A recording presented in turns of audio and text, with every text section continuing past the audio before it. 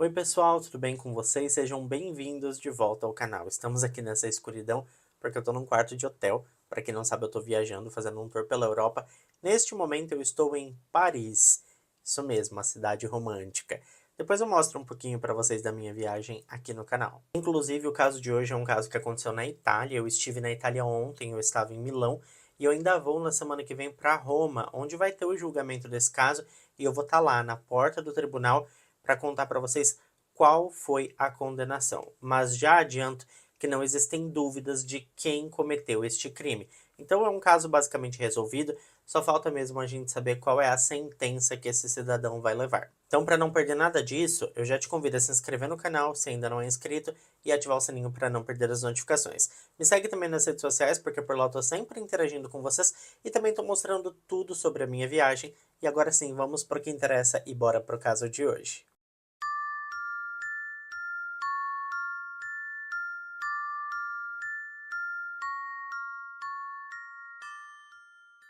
O caso da Júlia Tramontano, de 29 anos de idade, teve início no domingo, dia 28 de maio de 2023, por volta das 18 horas, quando as autoridades de Senago, região que pertence à província de Milão, na Itália, receberam um alerta sobre o estranho desaparecimento da mulher. Quem relatou o desaparecimento da Júlia foi o seu então companheiro, um homem chamado Alessandro Impaganitiello, de 30 anos de idade, que afirmou ter notado a ausência da namorada ao retornar do trabalho. De acordo com informações do denunciante, ele saiu para trabalhar por volta das 7 horas da manhã e, ao voltar para casa às 17 horas, percebeu que a Júlia não estava em casa. Ele tentou localizá-la ligando para o seu celular, mas não obteve resposta. O Alessandro percebeu ainda que faltavam uma bolsa, o passaporte da Giulia e um total de pouco mais de 400 euros em dinheiro.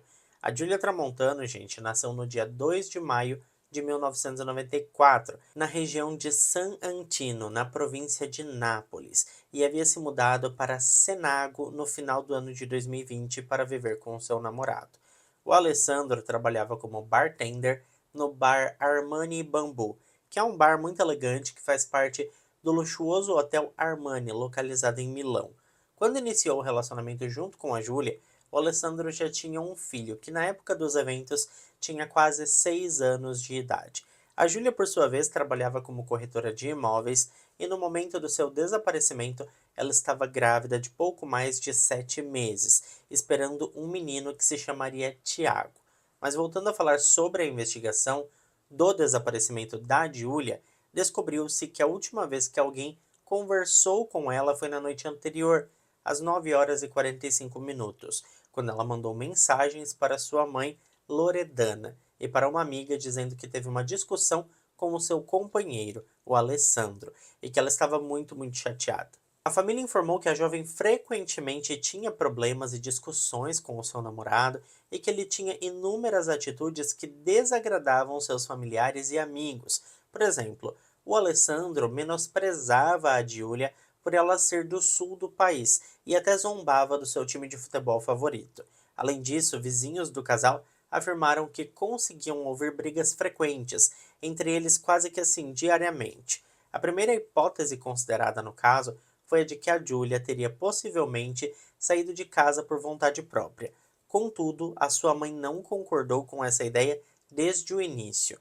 No mesmo dia em que o desaparecimento foi reportado, a irmã da jovem entrou em contato com um programa de televisão italiano que investiga casos criminais, ajuda na busca por pessoas desaparecidas e também se concentra em alguns mistérios não solucionados. Enquanto isso, as autoridades iniciaram a investigação, interrogando o Alessandro, que foi assim a primeira pessoa de interesse da investigação, é claro. No entanto, ele começou a mudar vários detalhes da sua história e caiu em várias contradições, tornando-se assim, em poucas horas, de pessoa de interesse a principal suspeito deste misterioso caso. Os detetives também encontraram vários elementos no apartamento do casal e no carro do Alessandro, que levantavam ainda mais suspeitas. Na escada do prédio fora do apartamento havia vestígios de um espesso líquido vermelho. O mesmo material também foi encontrado no carro do Alessandro e, embora estivesse em bem menos quantidade, a perícia conseguiu comprovar a presença do material no veículo. Já dentro do apartamento havia um forte odor de gasolina e uma garrafa de veneno para roedores. Sobre isso, Alessandro justificou que o veneno era para o seu trabalho no hotel, mas os seus colegas de trabalho afirmaram não ter visto esses animais recentemente.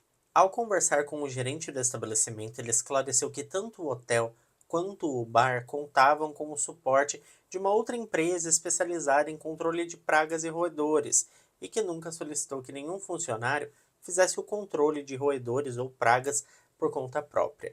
A polícia então analisou os dispositivos eletrônicos do Alessandro, como o seu celular, computador e iPad, e descobriu que em dezembro de 2022, algumas semanas após saber da gravidez da Júlia, ele havia pesquisado diversas maneiras de envenenar uma pessoa. A análise mostrou que, com o passar das semanas, o Alessandro buscava informações sobre possíveis razões pelas quais o veneno não estava fazendo efeito, quanto tempo poderia levar para agir ou como fazê-lo agir de forma mais eficaz e mais rápida. Essa descoberta levou à conclusão de que o Alessandro tinha tentado envenenar a Júlia e interromper a sua gravidez. E isso tudo por si só já dissipou muitas dúvidas sobre a responsabilidade do namorado no desaparecimento da jovem.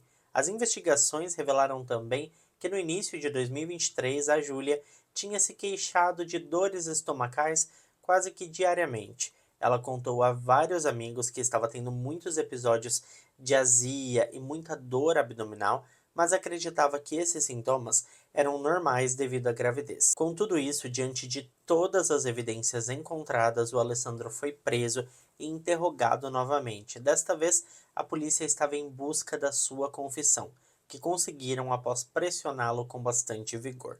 O Alessandro acabou confessando que no dia 17 de maio de 2023, horas antes de relatar o desaparecimento da Júlia à polícia, ele tinha tirado a vida da sua namorada e também do seu bebê de 7 meses. A confusão toda começou quando naquela noite o casal começou a discutir feio, porque a Júlia revelou que queria ir embora e que o namoro estava acabado porque juntos eles não tinham mais qualquer futuro e ela não queria criar o seu bebê num ambiente hostil e ameaçador. As investigações descobriram ainda que o Alessandro tinha uma amante que também tinha acabado de ficar grávida dele. A verdade é que ele levava uma vida dupla, além do seu relacionamento oficial com a Júlia, sem que quase assim ninguém soubesse, o homem mantinha um relacionamento sério com uma colega de trabalho. Por fim, o Alessandro concordou em colaborar com as autoridades e direcionou os policiais ao local onde o corpo da Júlia foi descartado, e as autoridades foram em busca dela. No dia 1º de junho de 2023, os oficiais finalmente encontraram o corpo da jovem desaparecida.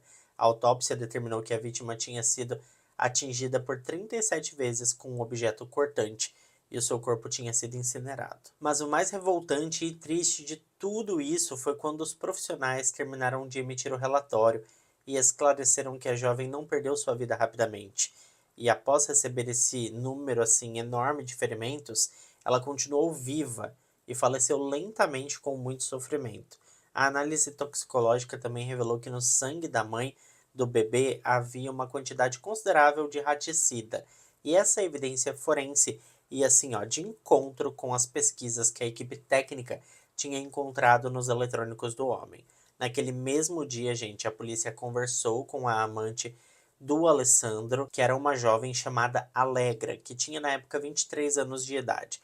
Os profissionais descobriram que ela trabalhava como assistente de garçonete no mesmo hotel onde o Alessandro trabalhava. A jovem era italiana, falava inglês e francês fluentemente e chegou a iniciar os seus estudos em uma universidade do Reino Unido.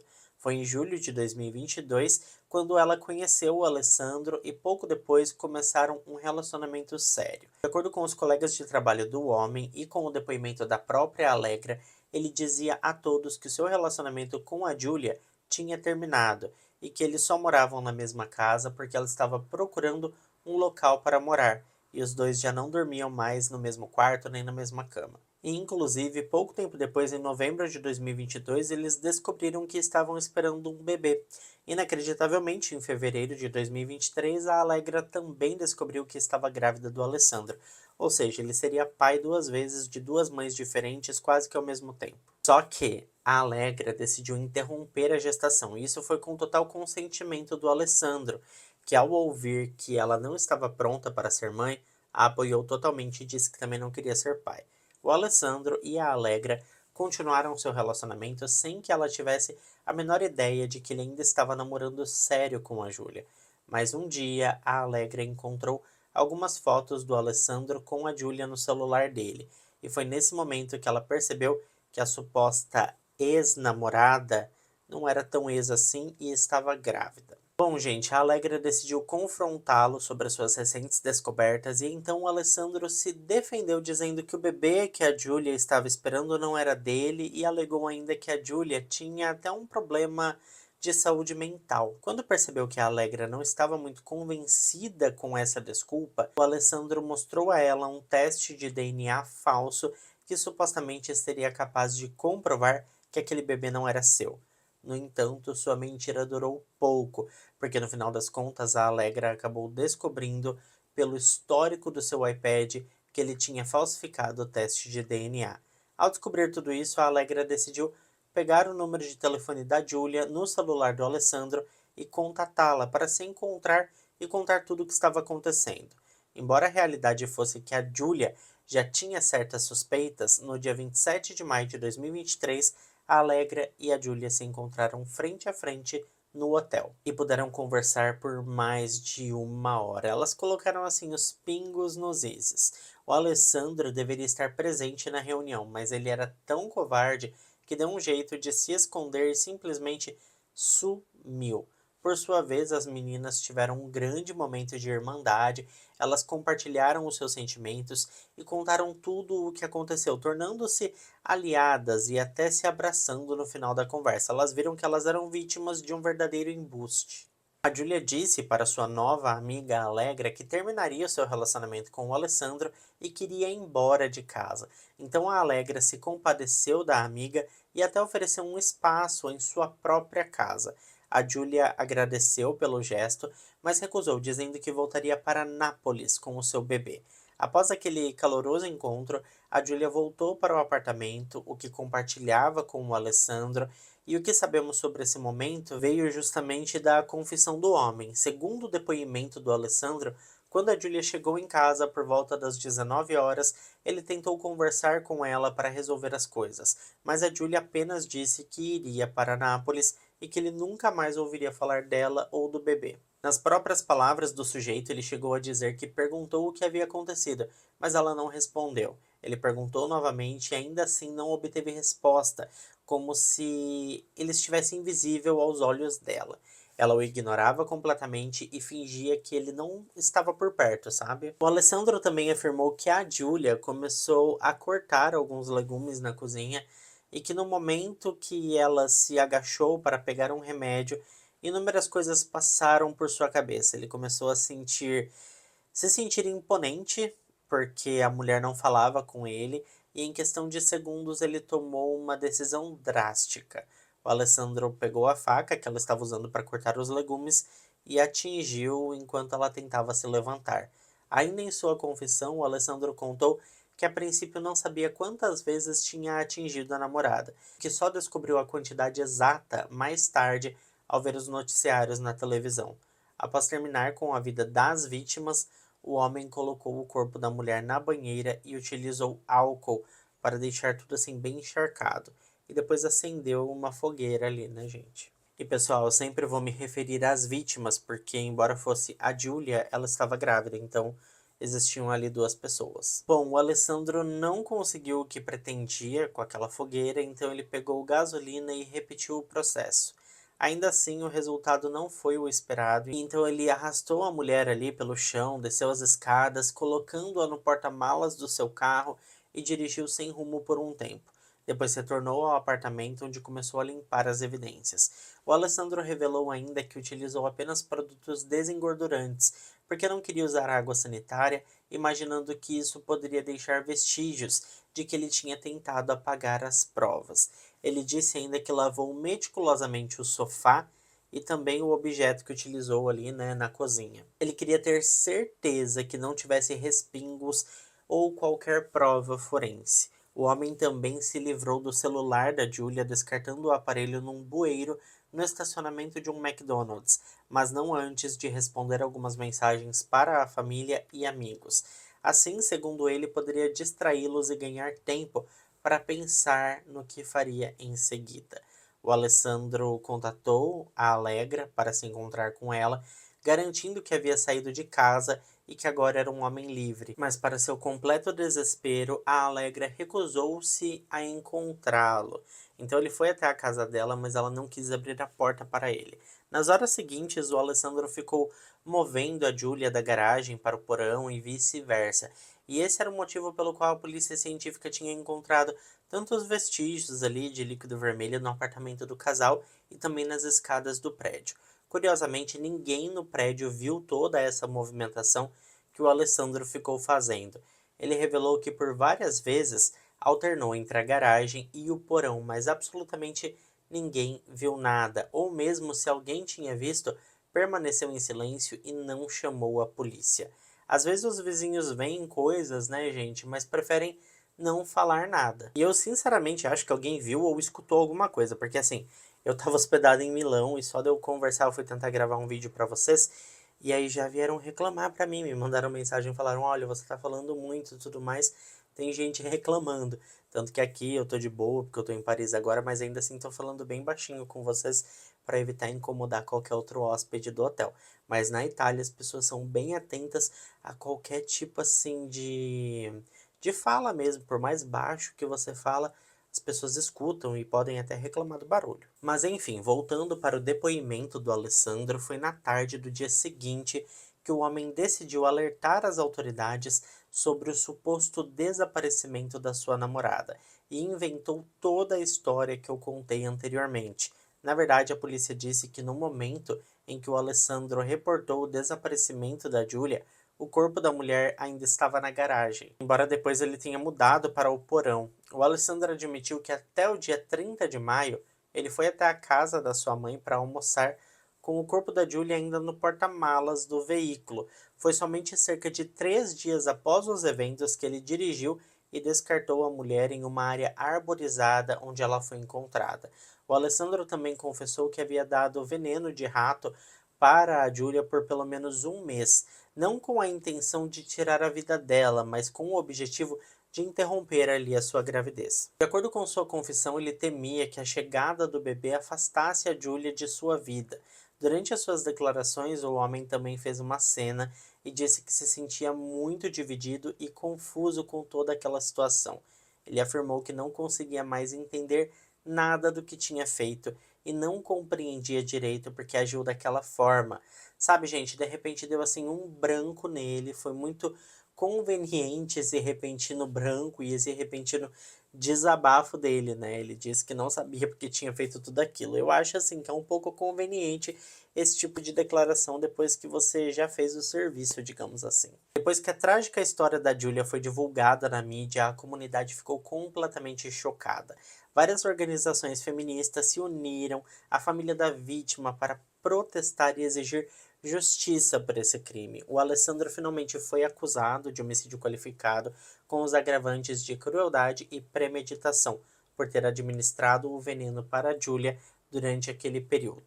Ele também foi acusado de ocultação de cadáver, obstrução da justiça, porque denunciou um falso desaparecimento e contou uma história mentirosa para a polícia.